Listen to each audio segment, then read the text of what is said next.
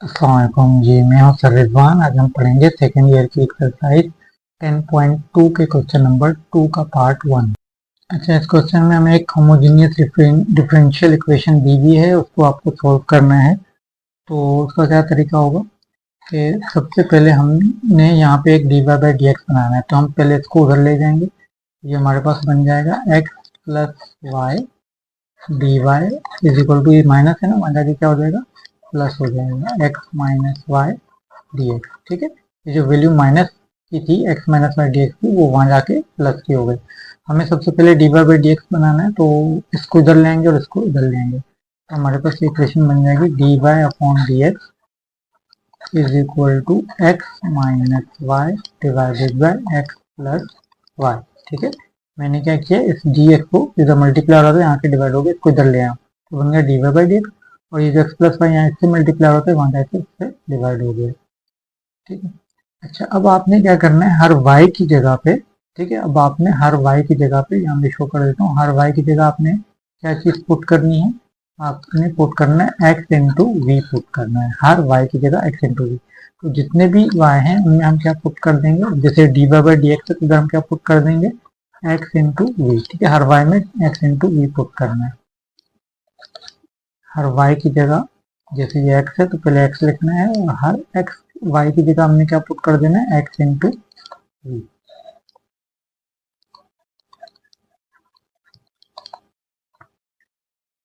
Reason आ जाए। अब हमने इसमें क्या करना है, ये x इंटू वी जो है, ये दो फंक्शन आपस में मल्टीप्लाई हो रहे हैं, तो इनका प्रोडक्ट रूल लगेगा।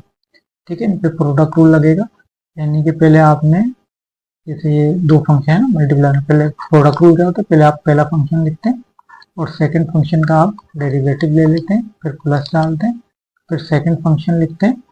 ठीक है, और इस वाले का हम डेरिवेटिव ले लेते हैं। ठीक है, ये तरीका है प्रोडक्ट रूल का। ठीक है, प्रोडक्ट रूल के जरिए हमने इसका डेरिवेटिव लिया। आगे चल, अच्छा इधर अगर आप देखें तो यहाँ पर क्या निकल रहा है, यहाँ से एक्स कॉमन निकल रहा है, तो यहाँ से हम एक्स कॉमन ले लेंगे, तो ये हमारे पास बच जाएगा, और नीचे से भी एक्स कॉमन ले लेंगे, तो जैसे ही नीचे से एक्स कॉमन लेंगे, नीचे हमारे पास वैल्यू बच जाएगी 1 प्लस वी। ठीक है, और इस एक्स से ये एक्स कट जाएगा, इसका डेरिवेटिव लें, तो ये हमारे पास क्या बनता है, एक्स वी का डेरिवेटिव क्या होता है, d v divided by D x. ठीक है, हम क्यों डी एक्स ले रहे हैं, क्योंकि हम d v upon d x क्यों कर रहे हैं, क्योंकि हम वी का derivative with respect to x ले रहे हैं। अच्छा, फिर वी लिखेंगे और एक्स का डेरिवेटिव 1 होता है, तो 1 लिखने की जरूरत नहीं है। चलिए आगे चले, अभी दोनों कट चुके हैं, तो यहाँ पे आ जाएगा 1 minus v divided by 1 plus we.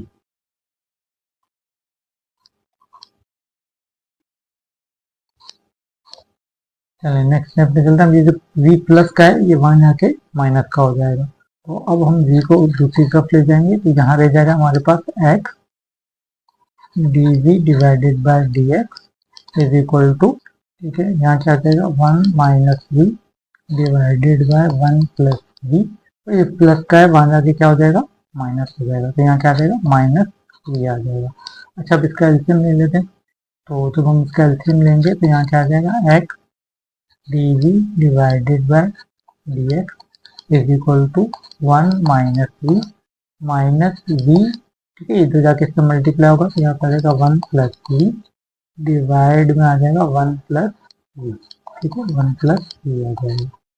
चलो अब हमने क्या करना है, यहाँ पे है x dv divided by D x is equal to 1 minus, अब इसको मल्टीप्लाई करें, 1 माइनस वी, वी वन का वी हो जाएगा, तो माइनस वी आ जाएगा, फिर प्लस माइनस माइनस, और वी द वी का स्क्वायर,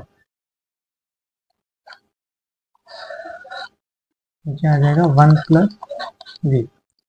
चलें अब हम क्या करेंगे आगे, माइनस वी माइनस 2 वी हो जाएगा, तो अब हम यहाँ पे d v divided by D x करेंगे, और ये हो जाएगा 1 माइनस वी हो जाएगा माइनस 2 वी, और ये हो जाएगा वी का square divided by 1 plus v. ठीक है, अच्छा अब हमने क्या करना है, सारे v एक तरफ सारे x एक तरफ, तो ये जो 1 प्लस वी यहाँ नीचे डिवाइड हो रहा है, ये वहां जाके मल्टीप्लाई हो जाएगा, इसको ना दूसरी तरफ ले जाएंगे, ये दूसरी तरफ जाके मल्टीप्लाई हो जाएगा। तो 1 प्लस बी को मैं इस तरफ ला रहा हूँ, तो 1 प्लस बी चूंकि वहाँ पे डिवाइड होता है, यहाँ के मल्टीप्लाई होगा। ठीक है, ऊपर चला गया, जो नीचे होता है वो ऊपर चला जाता है, 1 प्लस बी ऊपर चला गया, और ये वाला जो फंक्शन है नीचे आ जाएगा। इसको हम नीचे ले आते हैं, ये 1 minus two v minus b square यहाँ नीचे आ जाएगा, 1 minus two v minus b का स्क्वायर। ठीक है, नीचे चला गया, ऊपर चला गया, और यहाँ पे आगे क्या रह गया, डी बी। ठीक है, सारे v एक तरफ कर दिए, 1 प्लस बी उस तरफ चला गया, डी भी रह गया, और इधर आ गया। तो इधर यहाँ पे क्या आ जाएगा, यहाँ पे आ जाएगा 1 अपॉन एक्स और डी एक्स। ठीक है, मैंने क्या किया, सारे एक्स एक तरफ, सारे v एक तरफ। ये एक्स ऊपर था, तो यहाँ से जब मैं लाऊंगा तो यहाँ नीचे आ जाएगा। ठीक है, और ये dx चूंकि यहाँ नीचे था, तो ये यहाँ से ऊपर जाएगा, तो ये ऊपर आ जाएगा। ठीक है, dx नीचे था, इधर आ गया तो ऊपर आ गया। ठीक है, सारे एक्स एक तरफ हो गए, v एक तरफ करने से ये ऊपर चला गया, और ये जो वैल्यू थी ये नीचे आ गई, और ये डी। ठीक है सर, हमने सारे v एक तरफ कर लिए और सारे x एक तरफ कर लिए। अब हमने क्या करना है, इंटीग्रेट करना है दोनों को। ठीक है, इंटीग्रेशन ले लेते हैं बोथ साइड में, तो इसको भी इंटीग्रेट करना है और इसको भी इंटीग्रेट करना है। तो चलिए इंटीग्रेशन स्टार्ट करते हैं। अच्छा, इंटीग्रेशन के लिए सबसे पहला रूल क्या होता है, पावर रूल लगता है उसके लिए, लेकिन शर्त ये होती है कि जो भी नीचे फंक्शन है उसका बाय डेरिवेटिव होना चाहिए। तो पहले तो ये चेक करेंगे कि क्या इसका बाय डेरिवेटिव बन सकता है। अब अगर देखें इस फंक्शन का आप डेरिवेटिव बनाएं तो 1 का तो डेरिवेटिव 0 होता है, माइनस टू वी का माइनस टू हो जाएगा, इसका क्या बन जाएगा, माइनस टू वी, इसका माइनस टू बनेगा, इसका माइनस टू वी बन जाएगा। तो अगर मैं इसका डेरिवेटिव बनाना चाहता हूँ तो मेरे पास जो डेरिवेटिव बन रहा है वो minus two v minus two बन रहा है। तो यानी इसको अगर मैं माइनस टू से मल्टीप्लाई करा दूं तो ये बन सकता है। ठीक है, तो यानी कि अगर मैं माइनस टू से मल्टीप्लाई भी करा दूं और डिवाइड भी करा दूं, ठीक है, माइनस टू से मैं क्या कर रहा हूँ, डिवाइड भी करा रहा हूँ और मल्टीप्लाई भी करा रहा हूँ, ताकि बाय डेरिवेटिव बन जाए इसका। ठीक है, इसका डेरिवेटिव बनाने में, ठीक है, आप इसका डेरिवेटिव लेके चेक कर लें चाहे तो। ठीक है, इसका क्या हो जाएगा, लेकिन टू पीछे आएगा, पावर एक कम होगी, तो ये तो माइनस टू वी हो जाएगा, और इसमें वी कांस्टेंट, वी जो है वी के रिस्पेक्ट में अगर आप डेरिवेटिव लें तो वी का डेरिवेटिव 1 होता है, तो माइनस टू वी जो है वो उसका डेरिवेटिव माइनस टू आ जाएगा, तो इसका माइनस टू आएगा, इसका माइनस टू वी आएगा, और 1 तो कांस्टेंट, इसका तो 0 हो जाएगा। तो इसका जो डेरिवेटिव बनेगा वो माइनस टू वी और माइनस टू बनेगा। तो अगर मैं माइनस टू से मल्टीप्लाई करूँ तो माइनस टू और माइनस टू वी मिल जाएगा। ठीक है, तो इसलिए मैंने माइनस टू से मल्टीप्लाई और डिवाइड करा दिया। ठीक है, और इसको ऐसे लिख लेते हैं, 1 अपॉन एक्स और डी एक्स हमारे पास ऐसे आ जाएगा।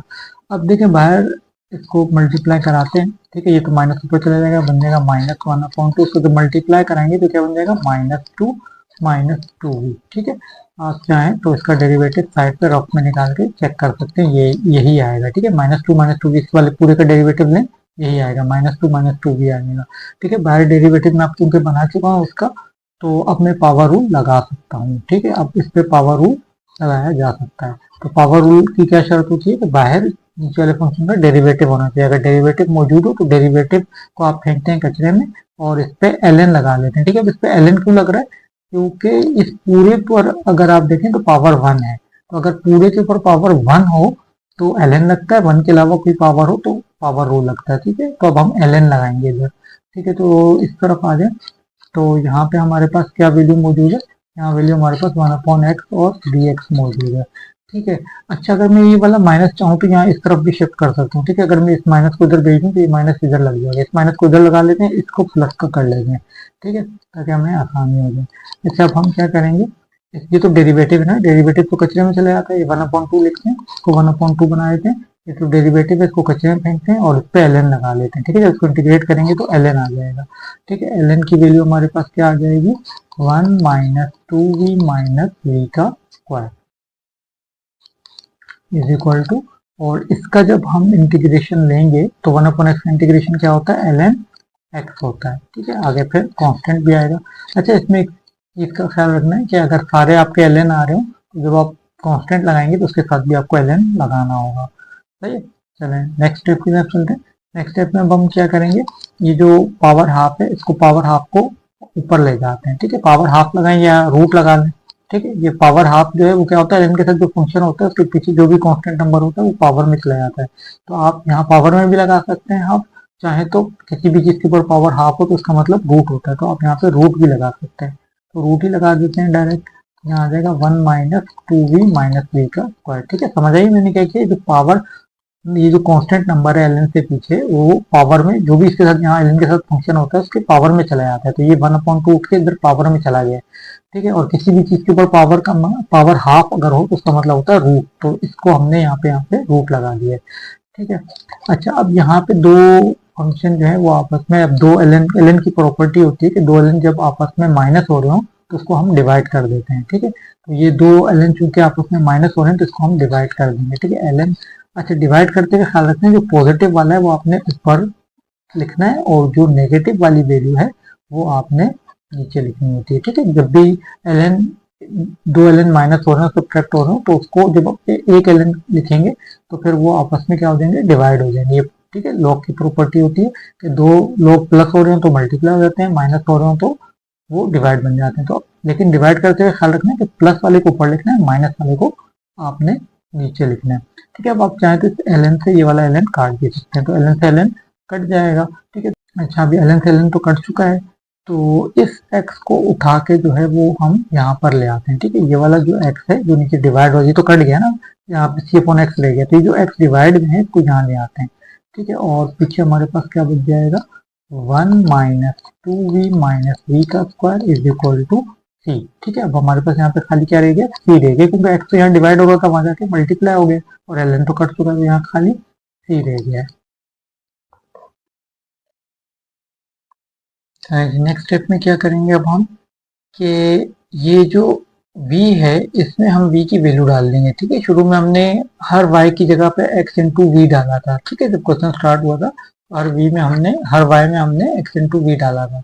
तो अगर y x इंटू वी के बराबर है तो v की वैल्यू क्या बन जाएगी, x यहाँ आ जाएगा, ठीक है। v की वैल्यू चाहिए तो x को यहाँ ले आए, तो v की वैल्यू बन जाएगी y अपॉन x। तो हर v की जगह पे हम डाल देंगे y अपॉन x, ठीक है। v की वैल्यू हम दोबारा रिप्लेस कर देंगे, तो v की जगह आ जाएगा y अपॉन एक्स, ठीक है। हर v की जगह आपने क्या डालना है, y अपॉन एक्स, ठीक है, इज इक्वल टू सी।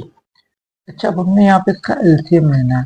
यहाँ पे बाहर क्या मौजूद है, x, इसका जब आप एलसीएम लेंगे तो एलसीएम लेने के लिए आपको क्या करना होगा, इसमें इसका अगर आप देखें तो ये x, ये स्क्वायर x पे भी लग रहा है, तो ये x का स्क्वायर है, इसमें x स्क्वायर नहीं है तो इसको x से मल्टीप्लाई और डिवाइड करेंगे तो x स्क्वायर आ जाएगा और इसमें भी आ जाएगा, ठीक है। तो मैं क्या करूँ, ऊपर इधर क्या है 1 है, तो 1 को मैं अगर x स्क्वायर से मल्टीप्लाई और डिवाइड करा दूं तो नीचे x स्क्वायर आ जाएगा। इसी तरीके से यहाँ पे हमारे पास वैल्यू क्या है, y अपॉन एक्स है ना, तो अगर मैं x से मल्टीप्लाई भी करा दूं और नीचे वाले को भी मल्टीप्लाई करा दूं तो ये भी स्क्वायर बन जाएगा। ये तो ऑलरेडी y स्क्वायर और x स्क्वायर है, ठीक है। इस तरीके से मैं एलसीएम ले लूंगा, सबको x स्क्वायर बना दिया, ठीक। अब हम क्या करेंगे, अब हम यहाँ से नीचे x स्क्वायर है ना, यहाँ से x स्क्वायर नीचे आ जाएगा, ठीक है। एक्स स्क्वायर सब में आ रहा है तो एक्स स्क्वायर आ जाएगा और यहाँ क्या वैल्यूज आ जाएंगी, एक्स का square minus 2y x minus y का square is equal to c. अच्छा, अब ये जो रूट है ये पूरे पे लगा हुआ है, ठीक है, यानी एक्स स्क्वायर पे भी लगा हुआ है, इस पे भी लगा हुआ है। तो हम इस रूट को सेपरेट कर लेते हैं या फिर डायरेक्ट ही आपको नजर आ रहा है कि रूट इस पे भी है, इस पे भी है। जब रूट इस पे लगेगा तो इसके स्क्वायर से रूट कट जाएगा, तो इस वाले को हम बाहर निकाल देते हैं, ठीक। तो इसको ऐसा कर लेना, बस ऊपर रूट लगा रहता है, ऊपर रूट लगा रहने दो और नीचे वाला जो रूट है वो आप स्क्वायर से रूट काट दें। यहाँ क्या आ जाएगा, एक्स का square minus 2y x minus y का स्क्वायर डिवाइडेड बाय एक्स, ठीक है। इसका स्क्वायर कहाँ चला गया और इसका रूट कहाँ चला गया, स्क्वायर से रूट कट गया, ठीक है। इसका स्क्वायर भी खत्म हो गया और ये जो रूट पूरे के ऊपर था इसके ऊपर भी था तो वो रूट भी खत्म हो गया, रूट से हमने ऊपर लगा लिया, इस तरह स्क्वायर रूट दोनों कट गया और इस एक्स से ये एक्स भी कट गया, ठीक है। तो इस तरीके से हमारे पास आंसर क्या आ गया, इस तरीके से हमारे पास जो फाइनल आंसर आ रहा है वो रूट के अंदर एक्स का square minus 2y x minus y का square is equal to c, ठीक है। ये फाइनल आंसर आएगा और ये आंसर बुक में भी है। चलिए, वीडियो को लाइक और चैनल को सब्सक्राइब कर दीजिएगा। Thanks for watching.